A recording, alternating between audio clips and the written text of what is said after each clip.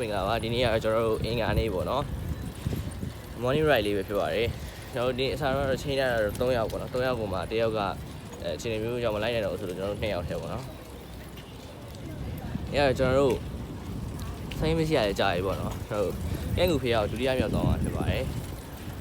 ရှိတစ်ခါကတော့ကျွန်တော်4ယောက်သွားတယ်ပေါ့နော်အဲ့တော့ပြောကောင်းခဲ့ပါတယ်ဒါပေမဲ့ဒီနေ့ကတော့2ယောက်ထဲဒါပေမဲ့2ယောက်ထဲနဲ့လည်းဘယ်လိုပြောကြရဖန်တီးပြမလဲဆိုတော့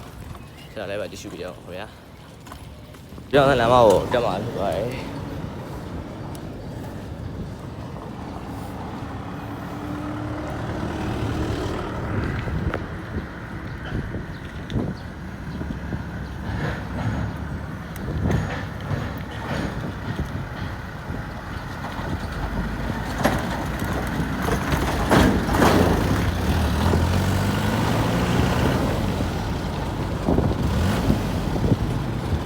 ဆိုရင်တော့ကျွန်တော်တို့မလေးလက်မဘုံတက်မှာဖြစ်ပါတယ်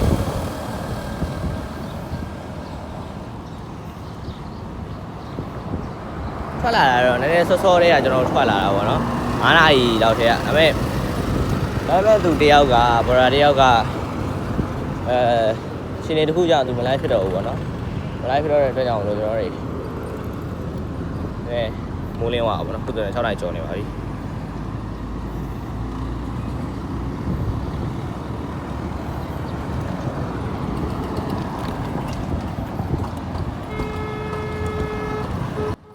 ဒီနေ့ကတော့ကျွန်တော်တို့သွားခဲ့တဲ့ခီးစဉ်လေးရပါတော့training သဘောမျိုးပဲကျွန်တော်တို့နေတာပဲဖြစ်ပါတယ်ဒီကန့်ကူဖျားကိုတော့ကျွန်တော်တို့ရောက်ဘူးတယ်ပေါ့နော်ဒါပေမဲ့ကျွန်တော်တို့ဒီမနေတာလည်းကြာပြီဖြစ်တဲ့အတွက် training သဘောမျိုးပြန်နေတာလေးပဲဖြစ်ပါတယ်ခင်ဗျာ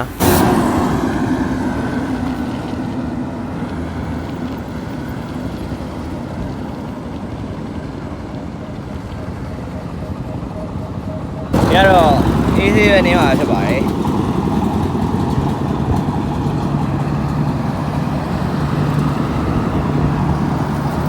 ရှေ့မှာကျွန်တော်9ကန်လန်တက်ရတော့မှာဖြစ်ပါတယ်9ကန်လန်ကိုနေတာကြာပြီပေါ့နော်ကြာပြီဆိုတော့ကျွန်တော်တို့2လလောက်နီးပါပါပဲနားလိုက်တယ်ပေါ့နော်2လနီးပါလောက်နားလိုက်တော့အားလုံးက training တစ်ခုလိုဖြစ်နေပါတယ်အဲ့ရလေကျွန်တော်တို့ခြားနေရရောသွားလို့ရတယ်ဒါပေမဲ့ဒီကလည်းမဆုံးတာလည်းရှိတယ်ပြီးတော့ခြားကြောင်းကြောင်းကြောင့်ပြီးတော့ဒီ training မဆင်းရလဲကြာပြီဖြစ်တဲ့အတွက်ကြောင့်လို့ကျွန်တော်တို့ရိုင်းလေးပဲကန့်ကိုပဲနေလိုက်တာပဲဖြစ်ပါတယ်ကန့်ကတော့ဒုတိယအခေါက်ပဲပြောရပါပြီ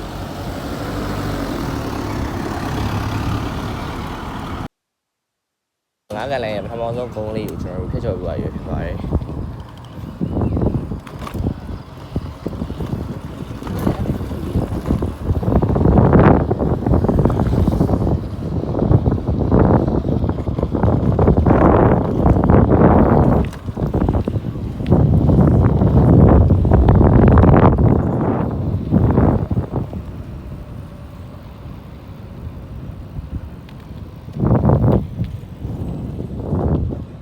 အားလုံးမင်္ဂလာပါဒီနေ့ကတော့ကျွန်တော်တို့မနက်6နာရီကျော်နေပါပြီကဲလူပြောင်းသွားမှာဖြစ်ပါတယ်ခုအားကလည်းနေနေရဖြစ်ပါတယ်တော့တယောက်ပါပါတယ်ခင်ဗျာကျွန်တော်စပိန်ကတော့မနေတာလည်းတော်တော်ကြာသွားပါပြီ2လနေပါတော့2လကျော်သွားပြီပေါ့နော်အဲကျွန်တော်တို့ပထမဆုံးခီးဆိုလေမမပါဘူးပြန်တက်လာဖြစ်ပါတယ်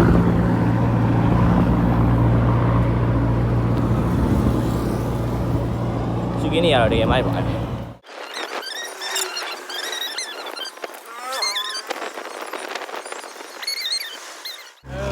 ဘိုးကြီးကိုတွေ့နေရရဖြစ်ပါတယ်ခင်ဗျာအဲ့ဟိုးရှိရကုန်ရင်ကျွန်တော်တက်ရမှာပေါ့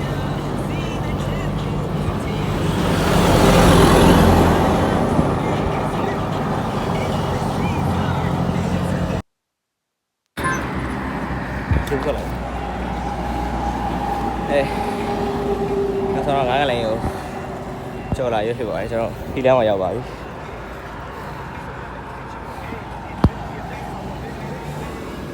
နားရောနော်ပြီးတော့ကီလမ်းပေါ်ကိုကျွန်တော်စတက်ရွယ်ပြပါတယ်ခင်ဗျာ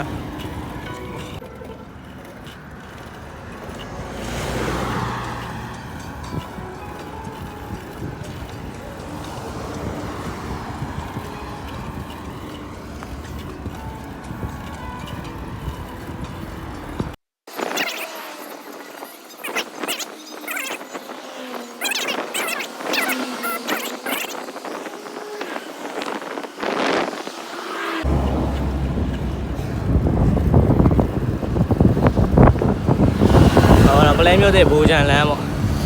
ဒီလမ်းနဲ့ကျွန်တော်ဝင်มาဖြစ်ပါတယ်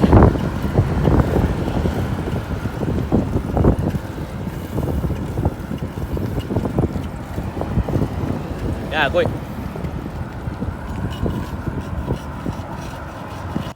ကျွန်တော်တို့ကတော့အဲ့လိုသွားနေနေလမ်းတစ်ဝက်ရောက်တော့မှကျွန်တော်ရဲ့တကယ်ချင်းတယောက်ကအဲ့ရထားနောက်ကျနေပေါ့နော်အဲ့ရထားနောက်ကျနေတော့9နိုင်ရောက်တော့လို့ပြောတော့သူက6နိုင်မှနိုးတော့ဘယ်ရောက်နေလဲဆိုတော့ကျွန်တော်ပူချန်လန်းရောက်နေပြီဆိုတော့သူမိနိုင်သေးရဲ့ဆိုပြီးတော့လိုက်လာတယ်ပေါ့နော်မိနစ်20အတွင်းအဲ့ဒီဘက်ရွှေပြည်သားနေ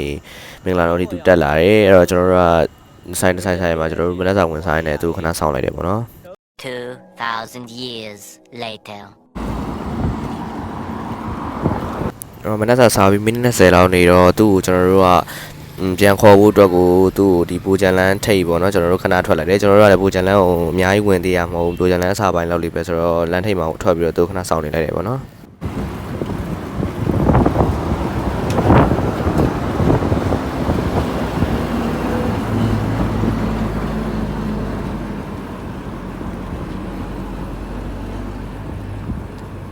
နောက်ဆုံးမှာတော့ကျွန်တော်တို့လူဆောင်ပြီးဆိုတော့ခီးကိုဆက်မှာဖြစ်ပါတယ်ပြီးတော့ကျွန်တော်ရဲ့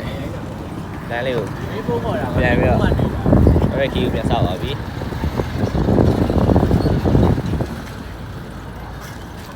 ဒီဘူချန်လိုင်းဆောက်အောင်ကျွန်တော်နေမယ်ပေါ့နော်ဘယ်ဆောက်တော့မဟုတ်ဘူးဒီဘူချန်မဆုံးခင်တလန်းလောက်အလိုပေါ့အမှတွေ့ပါတယ်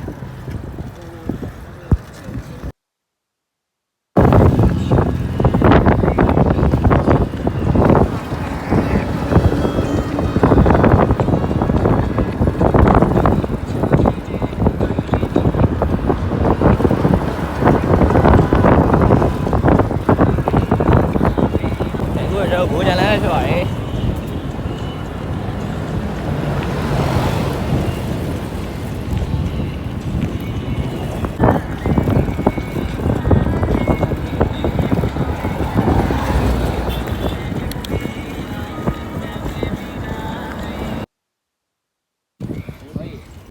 ဒီလမ်းကြောတွေကတော့ကျွန်တော်အထွေထွေပြောပြစရာတော့မလိုတော့ထင်ပါတယ်ခင်ဗျာကျွန်တော်တို့ရှေ့တစ်ခေါက်သွားတော့ကလေလမ်းကြောဒီကျွန်တော်သွားခဲ့တဲ့လမ်းကြောအတိုင်းကိုကျွန်တော်ရှင်းပြခဲ့ပြီးဖြစ်တဲ့ကြောင့်မလို့ပေါ့နော်ကျွန်တော်ကဲဒီကျွန်တော်ရဲ့ရင်တစ်ခေါက်ဗီဒီယိုလေးကိုမကြည့်ရသေးဘူးဆိုလို့ရှိရင်လည်းဒီဗီဒီယိုရဲ့ description မှာကျွန်တော်ရဲ့အရင်တော့သွားခဲ့တဲ့ဗီဒီယိုလေးကို link လေးချပေးထားပါတယ်ခင်ဗျာပြရရင်ကျွန်တော်တို့အမှတ်3လမ်းဆိုရောက်ရဖြစ်ပါတယ်ခင်ဗျာမှတ်တော့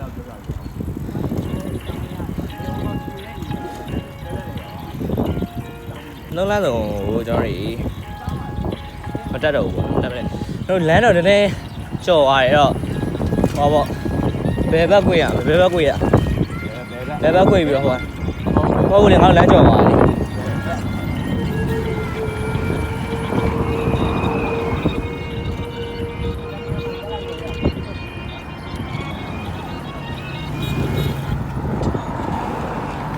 အဲ့တော့ဟိုဘက်နားအောင်လမ်းကြောင်းပြန်နေတော့ဖြစ်သွား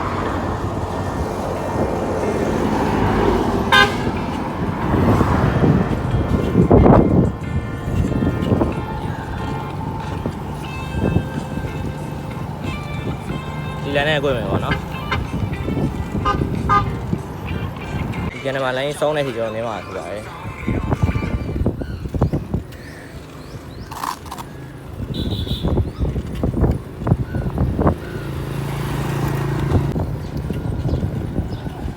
ဒါကျွန်တော်တို့ဝင်လာတဲ့ခဏမှာလမ်းကိုရတော့ရအောင်ရဘက်ချုံမယ်ပြီးတော့ကျွန်တော်တို့ရှေ့ဒီလမ်းရအောင်ဘယ်ဘက်ပြန်ချုံအောင်ဆက်ပါတယ်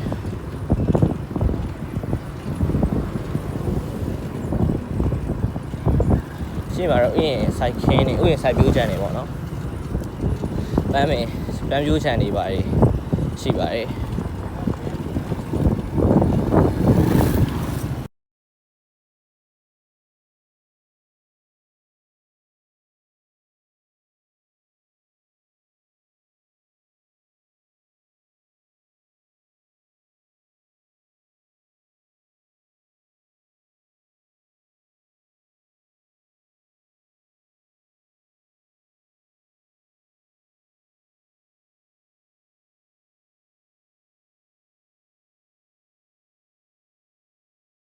အခုဆိုရင်တော့ကျွန်တော်တို့ရှေ့တောင်ပြန်ရတော့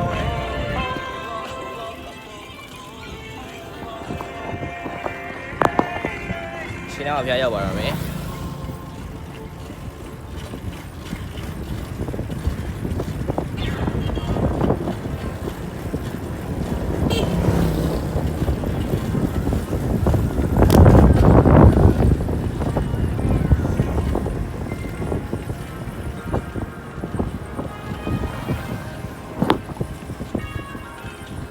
လှမ်းမြင်နေရပါတယ်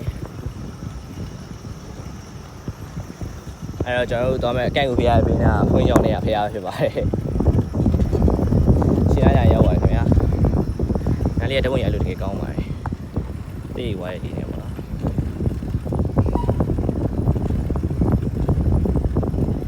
အဲ့တော့ကျွန်တော်အကန့်ကိုရောက်တာ2ခေါက်ရှိပြီပေါ့နော်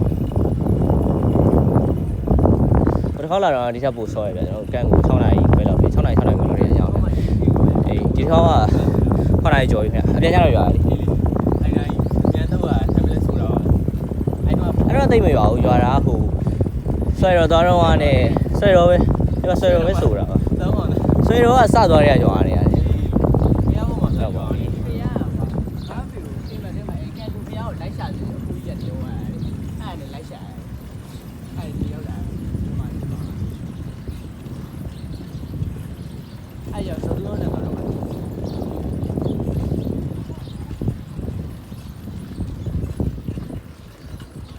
တော့ဈေးတန်းလေးရှိပြီပေါ့နော်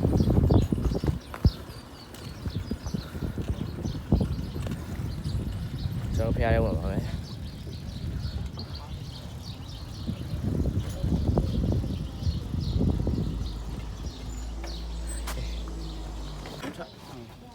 စိတ်တက်လာစိတ်ထားခဲ့ပါမယ် sorry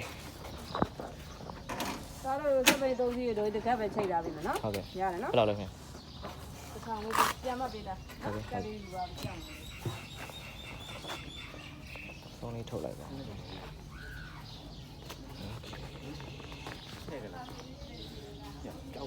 အခုအဲ့ဟိုဖျားရရောက်ပါပြီအဲ့ဖျားပေါ်ရောက်ပါပြီခင်ဗျာဒုတိယခေါက်ပေါ့နော်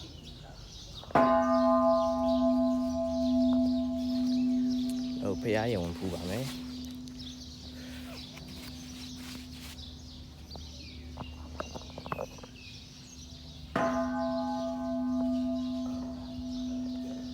ဟိုဖျားရဆောင်းပါမယ်ခင်ဗျာ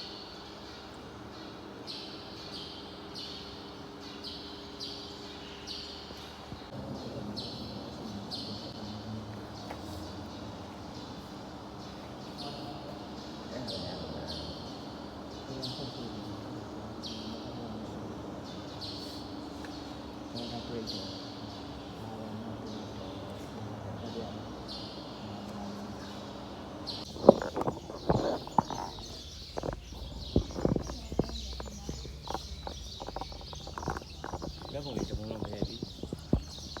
ဟုတ်ပဲတော့ဒီပုံမရဘူး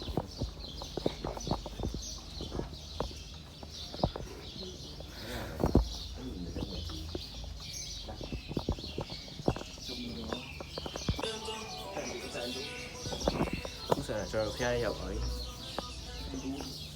ဘာအချက်နေလဲဒီတော့အဲကိုတော့ဘာလို့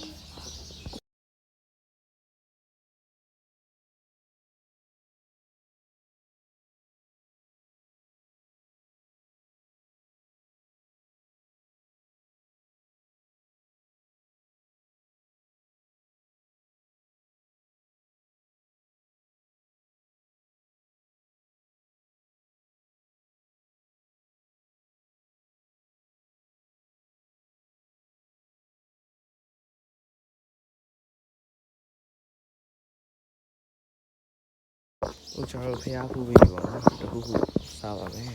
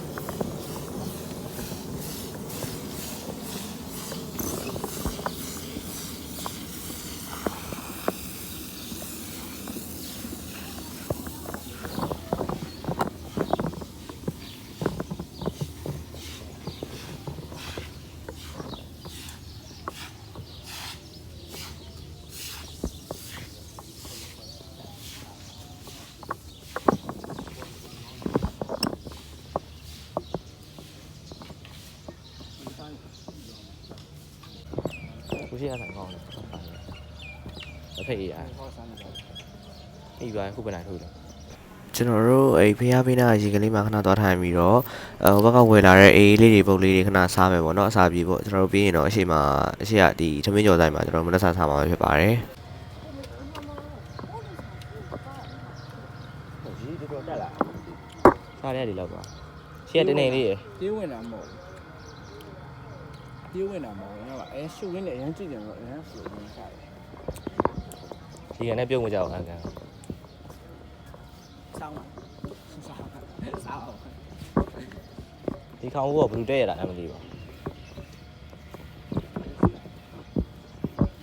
ဟိုတွေးရတယ်မတွေးဆိုင်နဲ့စား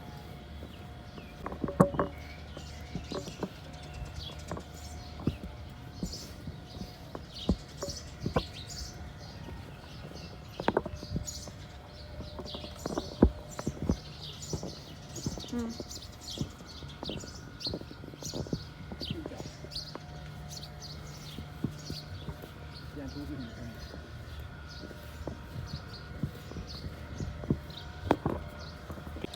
ဘယ်လောက်ကြာပြီလဲဆိုတော့အဟိုးကြာတယ်3500ဘယ်လောက်ကြာပြီလဲဆိုတော့3500နေမှာ3500တော့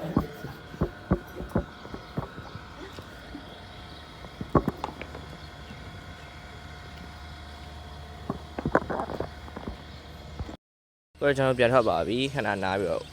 တေးစားပဲစသေးပေါ့နော်ဟိုမနေ့ကမစသေးပါဘူးမနေ့9နာရီတည်းထွက်လာပါပေါ့နော်ဂျားထဲမှာအကိန်းတာကျွန်တော်တို့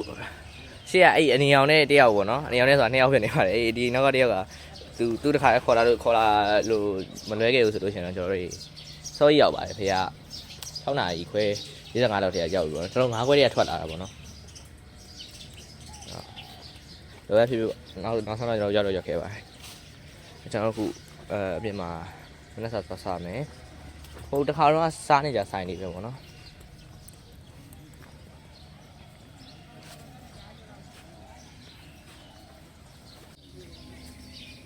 လိုက်နောက်တယ်ပြေမလိုက်နဲ့စိတ်ကိုကြီးတာဒီမှာပြရှိနေတယ်အိမ်မှာနေလို့ဟိုဖယားဟိုအောက်ကသားပြရမယ်ဆိုတော့အေးရောက်လေရောက်မင်္ဂလာတုံးပြတာရောက်လေရောက်ဖယားရှိကိုရှင်နေတဲ့ခဏတော့ဝတ်တော့မောဆိုနေပြီဩကာတာ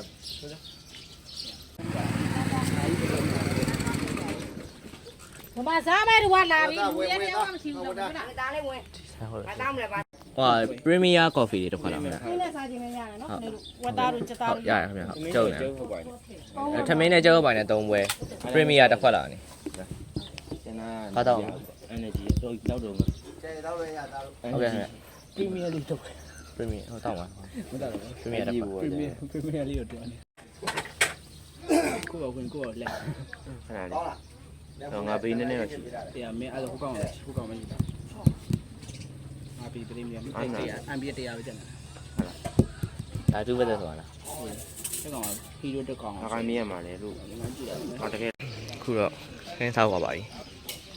ခဏစားပြီးဆိုတော့ကျွန်တော်ပြန်มาတော့မယ်စပိန်ဝင်မှာဖြစ်ပါတယ်အချိန်က7နာရီ39 7နာရီခွဲကျော်နော် မနေရနော် စပိန်ဝင်ပြန်လာတယ်ခုတရားပြထွက်ပြီပေါ့နော်ဘိန်းလဲနေတာပဲဖြစ်ပါလေမမစီတဲ့ဘိန်းနဲ့နင်းကြီးပဲပေါ့နော်ခုကျွန်တော်တို့ပြန်ထွက်ပါပြီအေးလူလူပဲနေကြပါမယ်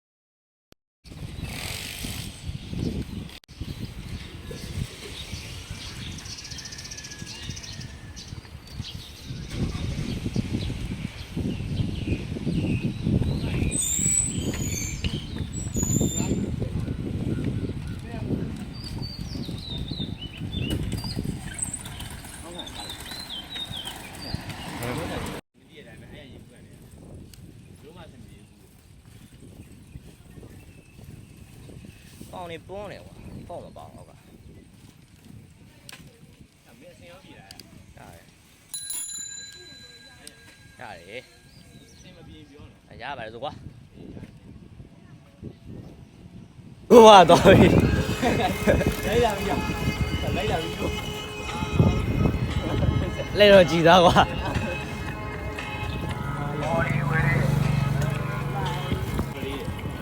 ဒီရရှော့လိုက်လေဒီရရှော့လိုက်ဝေးပြီဗျာဂျာကြီးလို့ရှိရောရေဒါလေးမှာတော့ရခဲ့မှာမပြီလားထုံနေထူးနေခု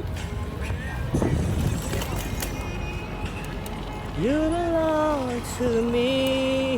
ဘူဂျန်လမ်းမပေါ်ပြန်ရောက်လာပါပြီပလဲမြို့တဲ့ဘူဂျန်လမ်းမပေါ်ပေါ့နော်ဒီကိုကြီးကိုကျွန်တော်တို့ဘယ်လိုတက်လဲဆိုတာဆက်လက်ပြီးကြည့်ပေးကြပါဦးဟာအရှိကကူးမဲ့တိုင်းလမ်းကြောင်းနိုင်မကောင်းတော့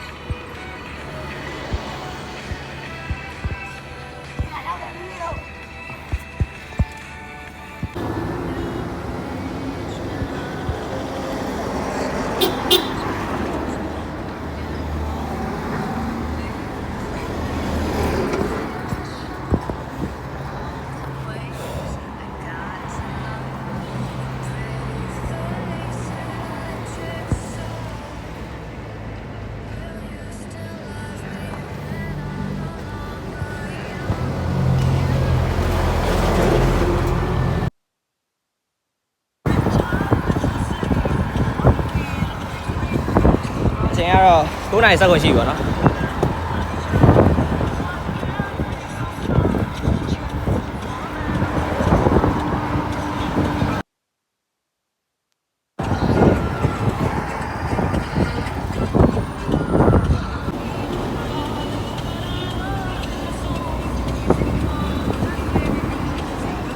ကျွန်တော်တက်တော့ငါးကလည်းဟိုဆောင်းလုံး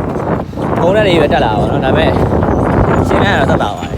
စင်းနေရွေးတစ်ချောင်းလုံးတော့လူတွေခဏဆောင်းလိုက်ပါဦးဟိုမင်းစားပဲမင်းရတယ်ပြီးအောင်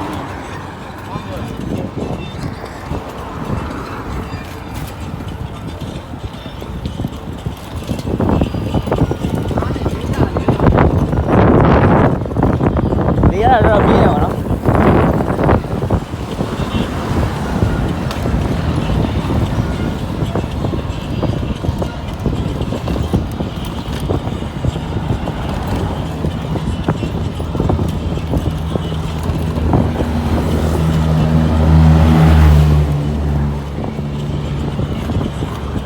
ဘာမှမနေရမလို့ကြွရဲတူလိုက်ရောငါကလည်းအတက်လည်းမှတ်တယ်စိတ်လည်းကျန်းတယ်ပေါ့နော်လိုက်ချင်းမျိုးပဲဆင်းရသွားလို့နေရမလို့တော့ငါကလည်းနေနေရဖြစ်ပါတယ်ဆင်းရတော့ငါကလည်းအတက်တာပဲအတက်ကတော့လည်းကျန်းတယ်ပေါ့နော်ပြီးတော့ဟိုဘက်မှတ်လေးပေါ့ပြပါတော့မယ်လည်းပဲလိုပါတော့ခင်ဗျာဆက်လက်ကြည့်ပေးကြအောင်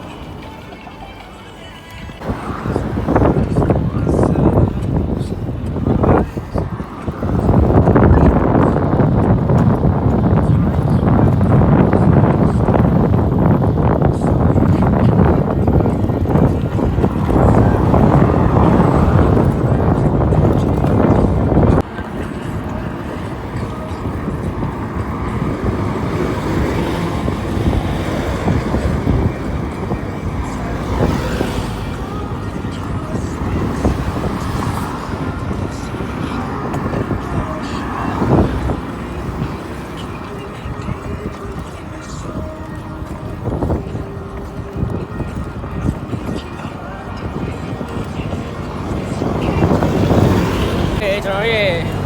ကန့်ကူပြခီးစဉ်လေးကိုကျွန်တော်ဒီမှာပဲဆုံးသက်ချင်ပါတယ်ခင်ဗျာနောက်ဗီဒီယိုတွေမှာလည်းဒါကျွန်တော်ဒီနေ့က training ပေါ့နော်နောက်ဗီဒီယိုတွေမှာလည်းဒီထက်မတူတဲ့ဗီဒီယိုဒီပေါင်းများစွာကိုဖန်တီးပေးပါမှာမို့လို့ကျွန်တော်ရဲ့ channel လေးကို subscribe လုပ်ထားဖို့လည်းပြောဆိုချင်ပါတယ်အားလုံးကိုကျေးဇူးအများကြီးတင်ပါတယ်ခင်ဗျာတဒါ